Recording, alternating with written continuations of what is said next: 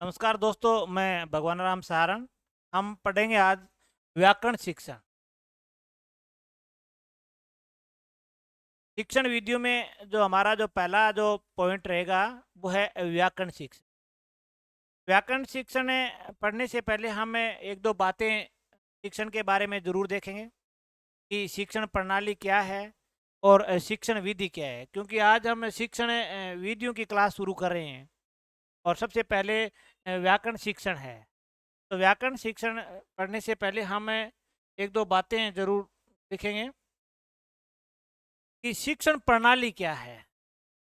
सबसे पहले अगर बात करें कि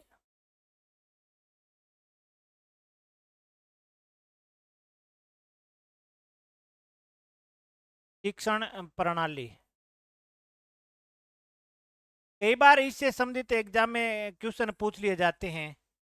बहुत आसान है, लेकिन फिर भी ज़्यादातर ये चांस बन जाते हैं गलत होने के कि शिक्षण प्रणाली से कहते हैं। अगर हम बात करें शिक्षण प्रणाली की, तो सुबह से लेकर सायं तक विद्यालय में जितनी भी गतिविधियां आयोजित की जाती है वो सारी की सारी क्या मानी जाती है? शिक्षण प्रणाली मानी जाती है। जैसे प्रार्थना सभा है, या मिड डे मील कार्यक्रम है, या मध्याह्न अवकाश है, या अन्य कोई बाल सभा है, या जो शिक्षण की जो अध्ययन और अध्यापन की जो प्रक्रिया चलती है विद्यालय में, वो सारी की सारी किस में आती है? शिक्षण प्रणाली में आती है। तो अगर हम शिक्षण प्रणाली के बारे में देखना चाहें, लिखना चाहें, तो विद्यालय में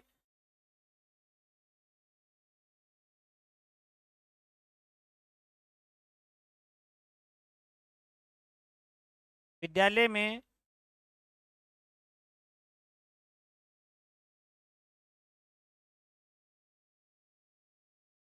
सुबह से लेकर सायं तक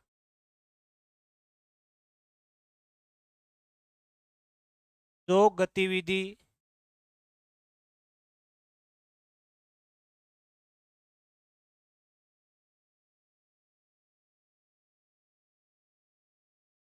गतिविधियां आयोजित की जाती है,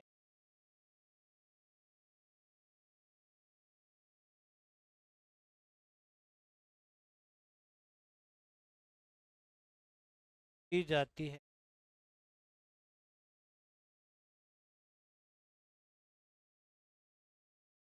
उन्हें शिक्षण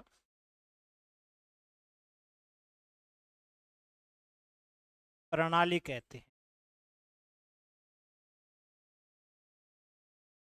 कई बार एग्जाम में प्रश्न पूछ लिया जाता है कि निम्न में से शिक्षण प्रणाली में शामिल नहीं है। जैसे प्रार्थना सभा है, बाल सभा है, या एमडीएम है, मध्याह्न अवकाश है, या अन्य कोई गतिविधि है।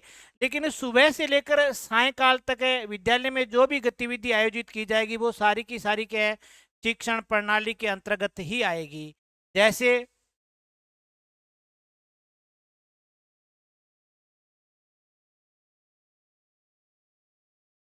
जैसे प्रार्थना सभा है, प्रार्थना से विद्यालय शुरू होता है। जैसे एमडीएम है, जैसे मध्याह्न है, या अन्य जैसे अध्ययन और अध्यापन, अध्ययन अध्यापन की क्रिया, या जैसे बाल सभा है,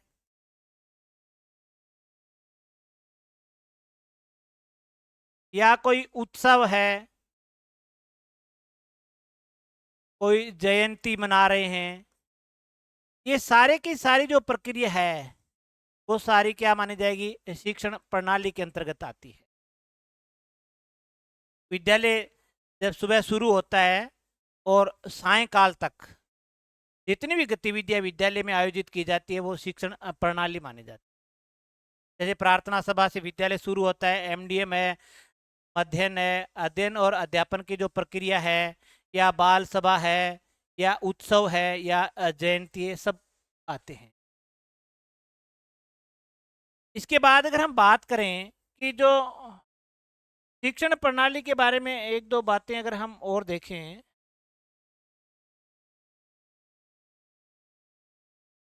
शिक्षण प्रणाली में बदलाव करने से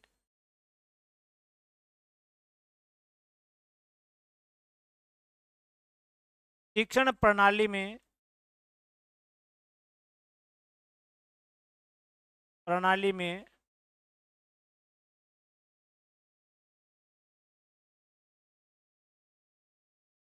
बदलाव करने से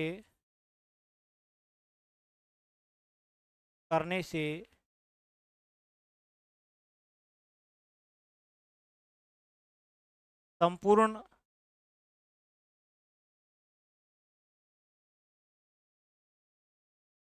विद्यालय प्रभावित होता।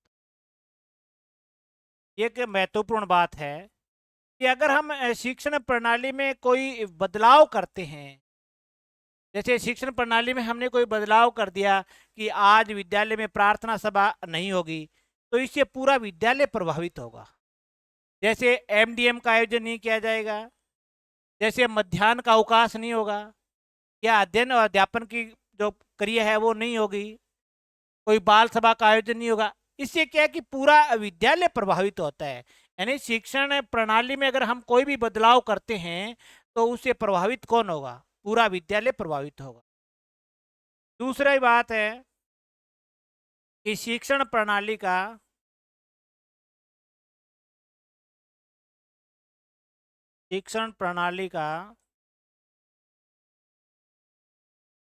क्षेत्र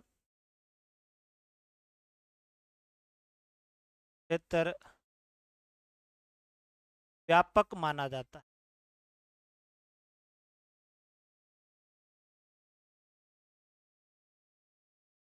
शिक्षण प्रणाली का क्षेत्र है वो सीमित नहीं है, व्यापक है। यानी सुबह से लेकर सायंकाल तक विद्यालय परिसर में जो भी गतिविधियां आयोजित की जाती है वो सारी की सारी शिक्षण प्रणाली में आती है। यानी सुबह से लेकर सायंकाल तक, सुबह विद्यालय में सुबह से लेकर सायं तक जो गतिविधियां आयोजित की जाती है वो शिक्षण प्रणाली के अंतर्गत आती है। इसके बाद अगर हम बात करें शिक्षण विधि किसे कहते हैं, अगला जो पॉइंट है हमारा वो है शिक्षण विधि।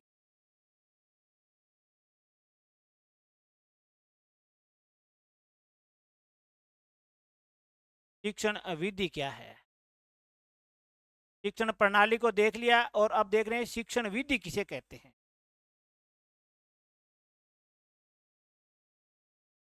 शिक्षण विधि की अगर हम परिभाषा की बात करें,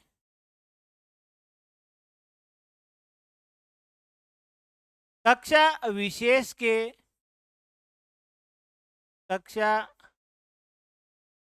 के छात्रों को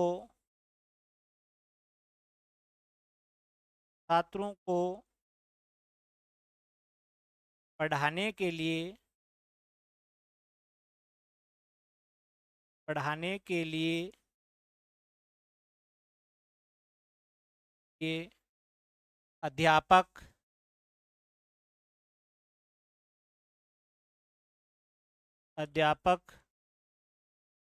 जिस शैली का प्रयोग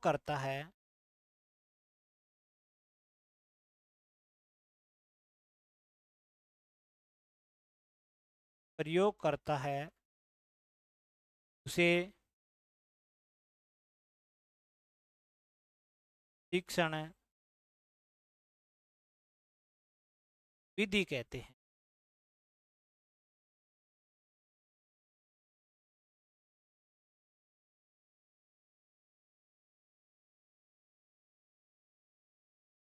यानी कक्षा विशेष के छात्रों को पढ़ाने के लिए अध्यापक जिस शैली का प्रयोग करता है, जिस तरीके का प्रयोग करता है, जिस रीति का प्रयोग करता है, या यूं कह सकते हैं जिस ढंग से वो पढ़ाता है, उसे हम शिक्षण विधि कहते हैं।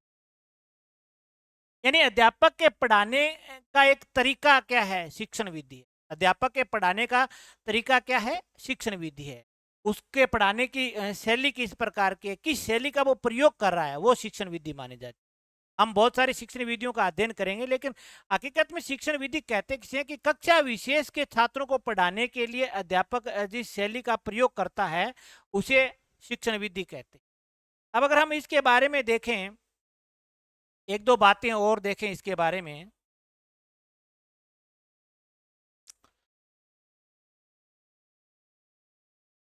शिक्षण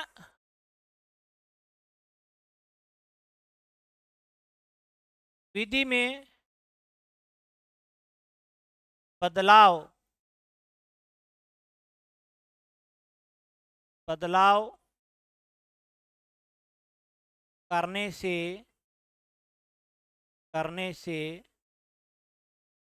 कक्षा विशेष के छात्र प्रभावित होते हैं।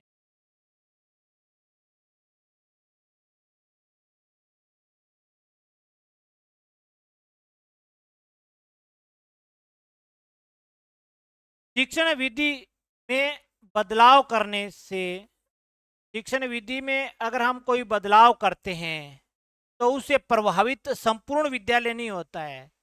जिस कक्षा विशेष को छात्र पढ़ा रहा है, अध्यापक पढ़ा रहा है, वो कक्षा विशेष ही उससे प्रभावित होती है।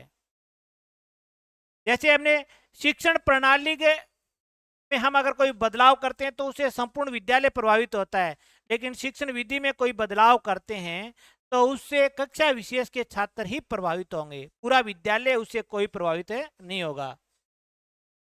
दूसरी बात अगर हम बात करें, शिक्षण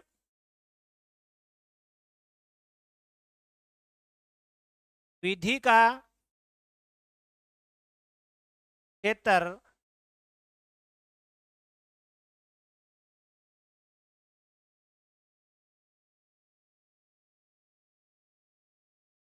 सीमित माना जाता है।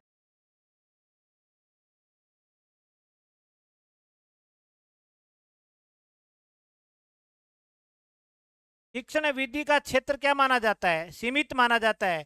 प्रणाली का क्षेत्र व्यापक माना जाता है। कई बार शिक्षण प्रणाली और विधि में तुलनात्मक प्रश्न भी पूछे जाते हैं एग्जाम में, तो इसका क्षेत्र क्या माना जाता है? सीमित है। और प्रणाली का क्षेत्र क्या माना जाता है? व्यापक माना जाता है। अंत में हम ये कह सकते हैं कि शिक्षण विधि शिक्षण प्रणाली का एक भाग है। अंत में हम कह सकते हैं शिक्षण विधि शिक्षण प्रणाली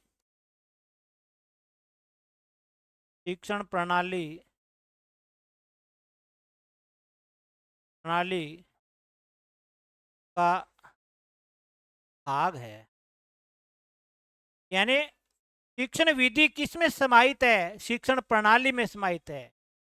यानी संपूर्ण विद्यालय की जो भी गतिविधियां है, ये एक संपूर्ण विद्यालय है।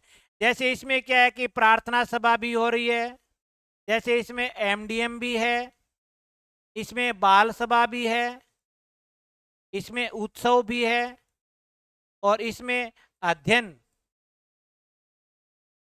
अध्ययन की प्रक्रिया भी है।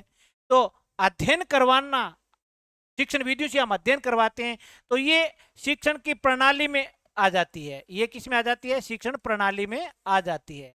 तो इस कह सकते हैं हम कि शिक्षण विधि शिक्षण प्रणाली का भाग है। शिक्षण विधि क्या है? शिक्षण प्रणाली का ही एक भाग है। तो ये है शिक्षण विधि किसे कहते हैं और शिक्षण प्रणाली किसे कहते हैं। शिक्षण प्रणाली क्या है और शिक्षण प्रणाली के कुछ बातें, और शिक्षण विधि किसे कहते हैं। अब हम देखते हैं व्याकरण शिक्षण किसे कहते हैं, क्योंकि आज की क्लास हम व्याकरण शिक्षण से शुरू कर रहे हैं। सबसे पहले हम देखते हैं व्याकरण शिक्षण।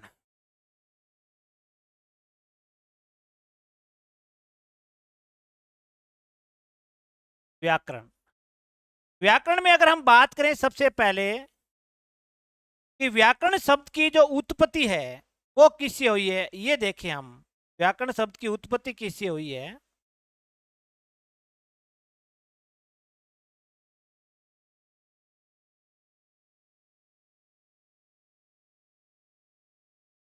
व्याकरण शब्द की व्युत्पत्ति,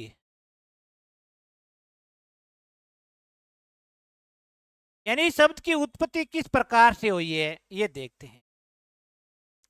तो हम कह सकते हैं कि व्याकरण शब्द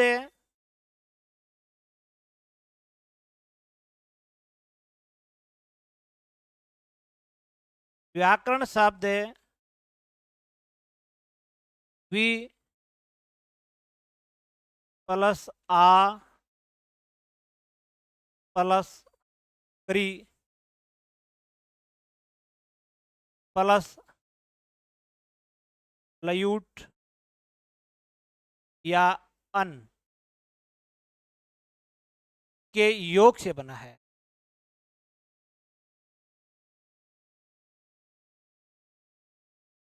योग से बना है।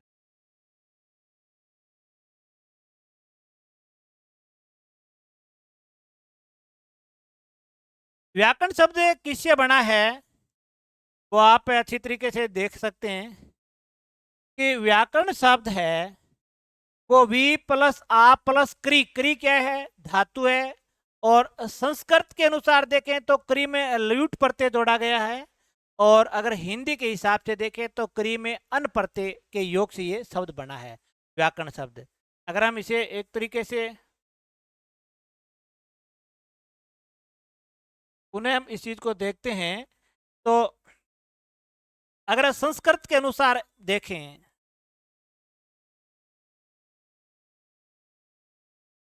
संस्कृत के अनुसार तो ये है कि वी प्लस आ प्लस करी प्लस लयूट। अगर हम हिंदी के अनुसार देखें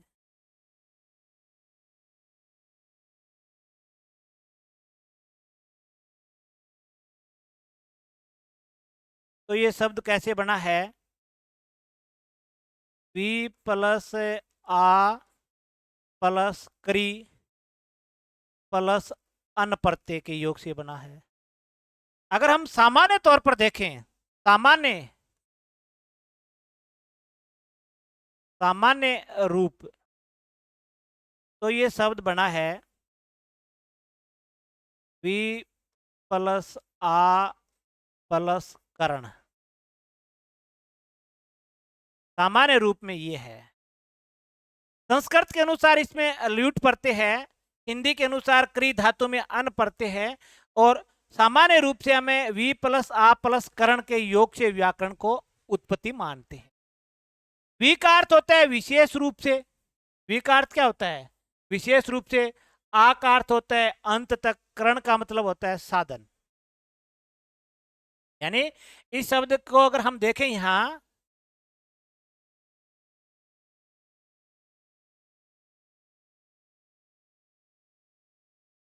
वी प्लस आ प्लस करण,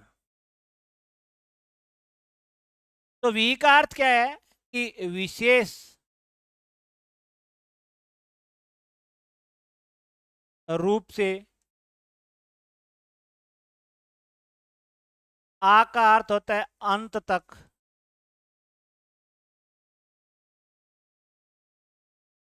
और करण का अर्थ होता है साधन।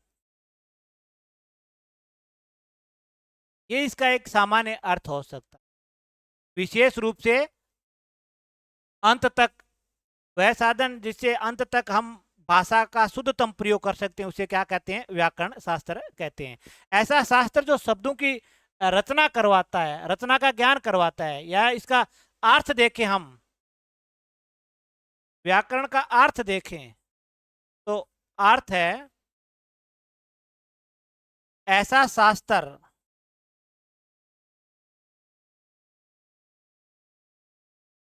ऐसा शास्त्र जो शब्दों की शब्दों की रचना का रचना का ज्ञान करवाता है।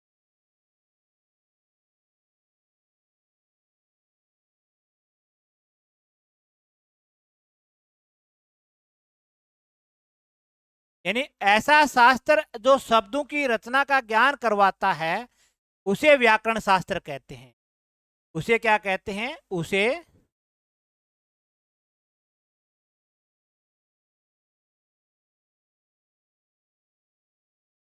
व्याकरण शास्त्र कहते हैं।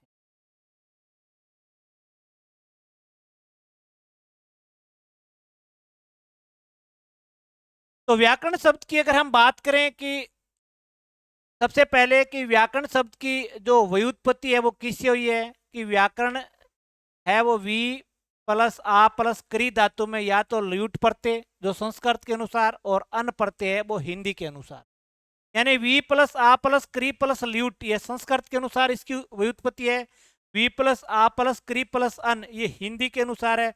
और सामान्य रूप से हम इसका इस तरीके से प्रयोग करते हैं कि वी प्लस आ प्लस है करण। और व्याकरण का अर्थ देखें, ऐसा शास्त्र जो शब्दों की रचना का ज्ञान करवाता है उसे क्या कहते हैं? व्याकरण शास्त्र कहते हैं। यानी भाषा के शुद्ध रूप का ज्ञान करवाने के लिए व्याकरण शिक्षण अनिवार्य है।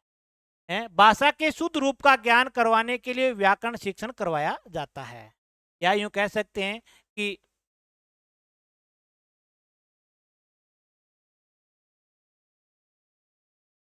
भाषा के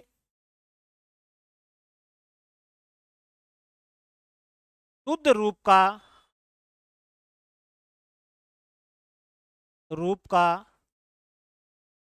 ज्ञान करवाने के लिए करवाने के लिए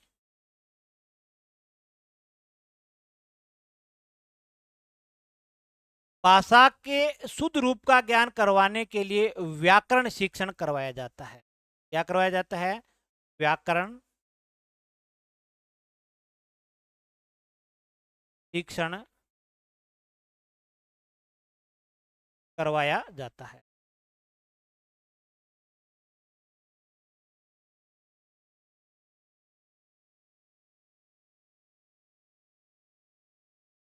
ये हम कह सकते हैं कि भाषा में व्याकरण शिक्षण क्यों करवाया जाता है, तो भाषा के शुद्ध रूप का ज्ञान करवाने के लिए व्याकरण शिक्षण या व्याकरण शास्त्र का अध्ययन करवाया जाता है। अब बात करें हम व्याकरण शब्द को, बहुत सारे विद्वानों ने अपनी अपनी बुद्धिमत्ता से उसको परिभाषित किया है, क्योंकि परिभाषा विद्वानों की अपनी एक राय है। तो इसकी परिभाषा देखते हम।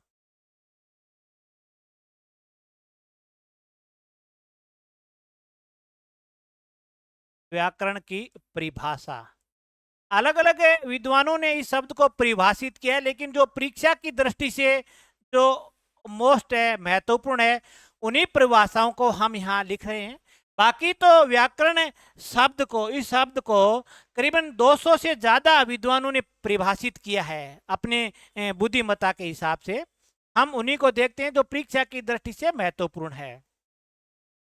अगर हम सबसे पहले अगर देखें,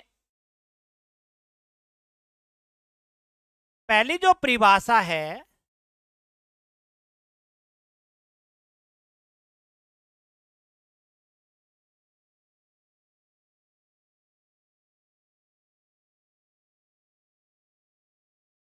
व्याकरण को भाषा का भाषा का शब्दानुशासन शब्दानुशासन कहकर पुकारा है।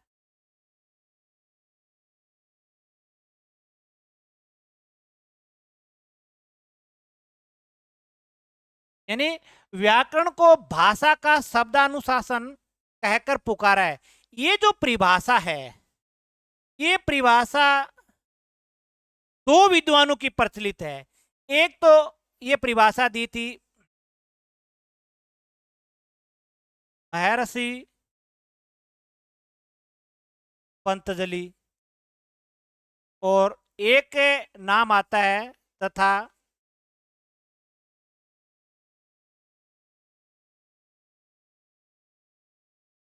किशोरीदास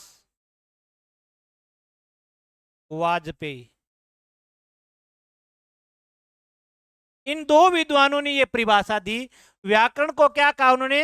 शब्दानुशासन का, भाषा का शब्दानुशासन का, महर्षि पंतजलि तथा किशोरीदास वाजपेयी ने। एक और परिभाषा महत्वपूर्ण है। अगली एक परिभाषा है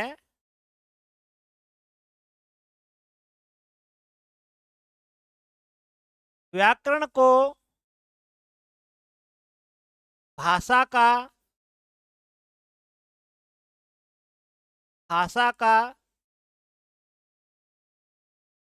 भूगोल कहा। भाषा का भूगोल कहा। ये जो परिभाषा है बहुत महत्वपूर्ण है, मोस्ट परिभाषा है, और अक्सर एग्जाम में पूछी भी जाती है कि व्याकरण को भाषा का भूगोल किसने कहा। तो ये है किशोरीदास वाजपेयी की परिभाषा है। ये किसकी परिभाषा है?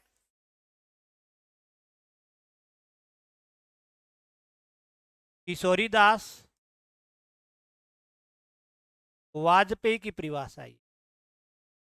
तो किशोरीदास वाजपेयी की दो परिभाषाएं हैं जो परीक्षा की दृष्टि से महत्वपूर्ण है। ये ज्यादा महत्वपूर्ण है। अक्सर एग्जाम में, नेट के जो एग्जाम होते हैं उसमें भी ये कई बार परिभाषा पूछी गई है, और जो टीजीटी पीजीटी है या सेकंड ग्रेड फर्स्ट ग्रेड है उनमें भी ये कई बार पूछी गई। एक परिभाषा एक विद्वान की ओर है, वो है कि व्याकरण व्याकरण भाषा का विश्लेषण करती है।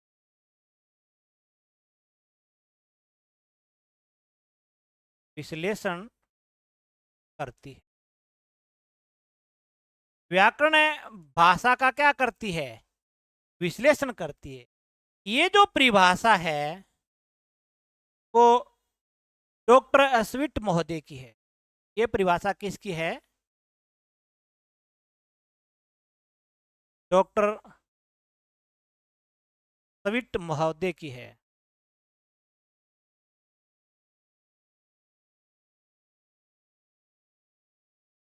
एक दो परिभाषाएं और भी है। यूं कह सकते हैं कि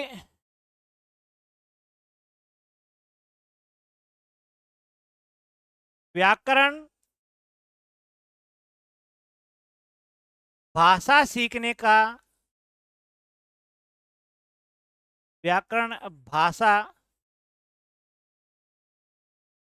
सीखने का सर्वश्रेष्ठ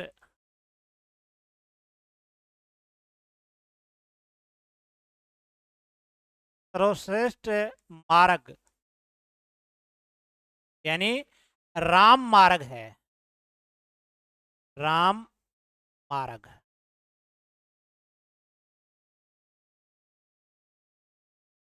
यानी व्याकरण भाषा सीखने का सबसे उत्तम मार्ग माना गया है। कौन सा मार्ग माना गया है? राम मार्ग माना गया है। या एक परिभाषा इनकी और भी है।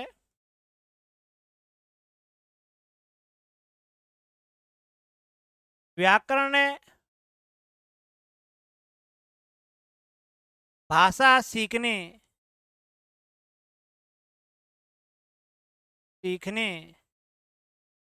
का मेरुदंड व्याकरण को है। व्याकरण को भाषा सीखने का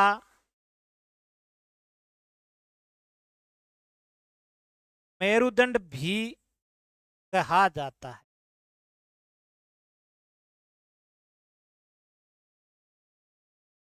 यानी भाषा सीखने की जो रीढ़ की जो हड्डी है वो किसे कहा जाता है? व्याकरण को कहा जाता है। जो रामबाण है या राम मार्ग है भाषा सीखने का, वो क्या है? व्याकरण है। या यूं कहें कि हम कि व्याकरण भाषा का क्या करती है? भाषा का विश्लेषण व्याकरण करती है। इसके बाद अगर हम बात करें कि व्याकरण जो वेदांग है, वेदांग के अंग है वो कितने हैं? 6 माने गए हैं। व्याकरण को सबसे उत्तम वेदांग माना गया। यानी अगली बात अगर देखें,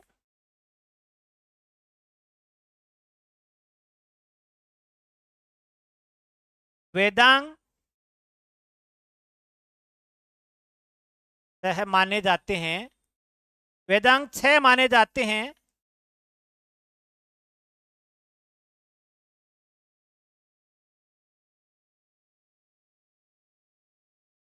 व्याकरण को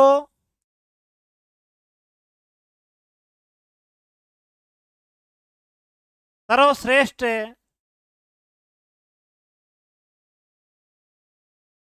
सर्वश्रेष्ठ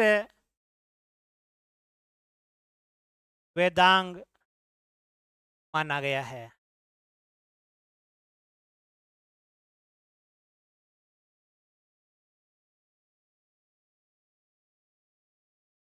व्याकरण को क्या माना गया है? सर्वश्रेष्ठ वेदांग माना गया है।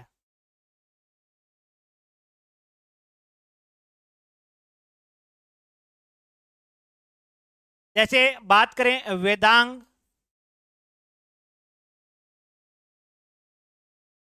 का नाम और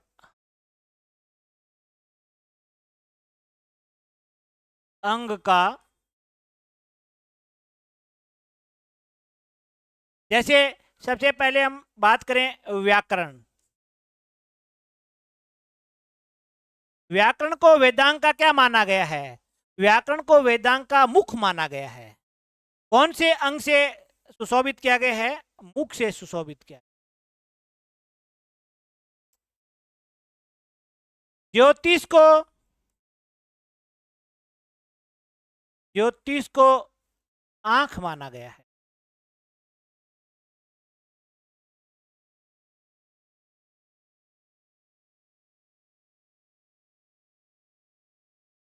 निरुक्त को कान माना गया है। शिक्षा को नाक माना गया है। कल्प को, ये वेदांग है, कल्प, कल्प को हाथ माना गया। और जो छठा है वह छंद। छंद को वेदांग का क्या माना गया है? पैर माना गया है। तो व्याकरण को वेदांग का क्या माना गया है? व्याकरण को वेदांग का मुख माना गया है। यानी सबसे जो उत्तम जो वेदांग है वो किसको माना गया है? व्याकरण को माना गया। आज की इस क्लास में हम आज शिक्षण विधियों का अध्ययन कर रहे हैं और सबसे पहले हमने व्याकरण शिक्षण से शुरुआत की है। उसके बाद गद्य शिक्षण है, पद्य शिक्षण है, कहानी शिक्षण है, नाटक शिक्षण है, उपन्यास शिक्षण है, उनके बारे में पढ़ेंगे। और फिर जो व्याकरण शिक्षण की जो स्वतंत्र विधियां हैं, जैसे भाषा प्रयोगशाला विधि है, प्रत्यक्ष विधि है, या और भी कुछ एक विधियां इस प्रकार की हैं जिनके बारे में हम पढ़ेंगे। भाषा के उपागम क्या है, भाषा के कौशल क्या है, इन सब का हम अध्ययन करेंगे। सबसे पहले हमें ये ध्यान होना चाहिए कि शिक्षण प्रणाली क्या है और शिक्षण विधि किसे कहते हैं। तो विद्यालय में जितनी भी गतिविधियां विद्यालय परिसर में आयोजित होती है सुबह से लेकर सायं तक, वो तो प्रणाली है।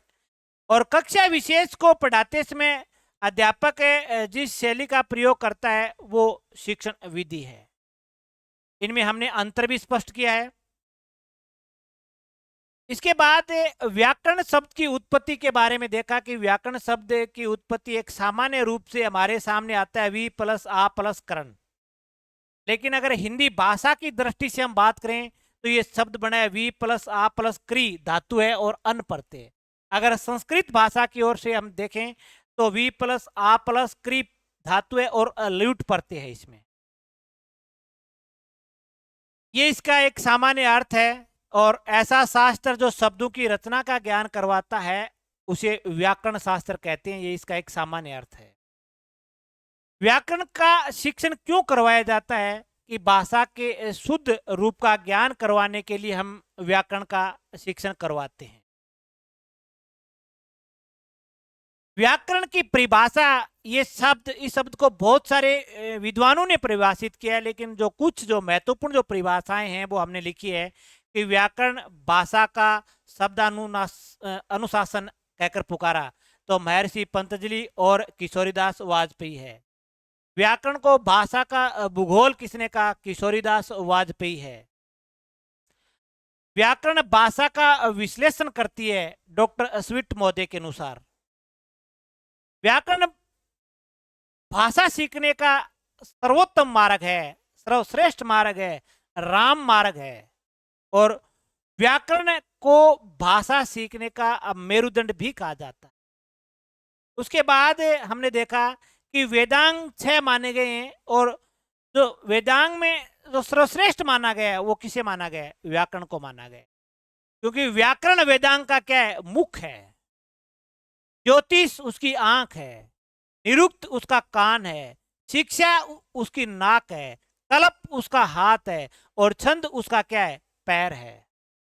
तो इस क्लास में बस इतना ही, बाकी हम अगली क्लास में पढ़ेंगे। तब तक के लिए जय हिंद, जय भारत।